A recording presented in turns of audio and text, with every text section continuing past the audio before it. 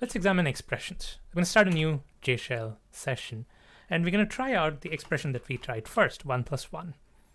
You remember when we did this, we saw a value of 2, but we also saw this weird thing called $1, and that was assigned to the value of 2.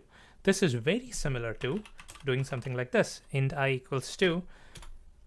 See, it says I is assigned a value of 2. So as you might have guessed now, what's happening here is JShell is actually creating a temporary variable called $1. These are called scratch variables. Whenever you create an expression, whenever you type in an expression that does not have like a left-hand side, you're not assigning it to something, you're just typing an expression as is, JShell does two things.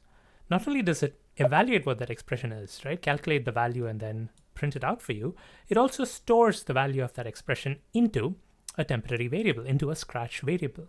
And that variable is actually available to you. Here, the name of the variable is $1. Dollar happens to be a valid character that you can use in your Java variable name. So this $1 is actually a valid variable name.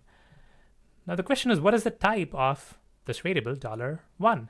It happens to be an integer because JShell is actually inferring the type from that expression. So here I'm typing 1 plus 1. So $1 happens to be a variable of type integer. So I can type $1 here, and it works just like an actual variable that you have declared and defined. This works just the same. $1 is a variable of type integer. I can also do int j equals $1 plus I. This works just like you would expect it to. So j happens to be an integer, which is evaluated. It's calculated. The value is calculated by adding the value of $1 with the value of I.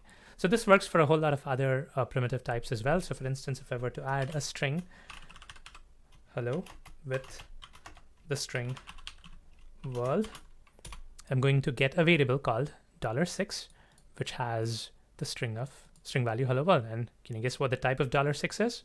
Yes, it is of type string. So scratch variables are super useful when you're randomly calculating, randomly trying out different expressions.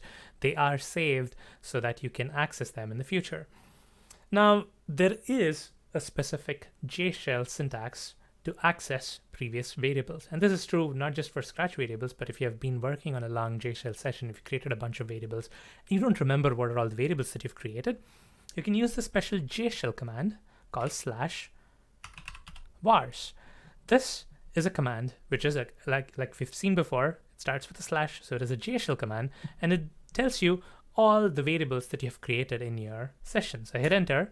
Now here you see it gives you the bunch of variables that you have created. You've created $1, which is a value of 2, created I, which is a value of 2, j, which is a value of 4, and $6, which has the value of hello world, and it's also a string. Now if I were to say I equals 100, and now I type vars again, you get the same listing, but now int I has the updated value of 100, and the rest of the variables have the same value. So /vars is a good way of looking up variables that you've created, as well as variables that are created as scratch variables by JShell because you've tried out expressions.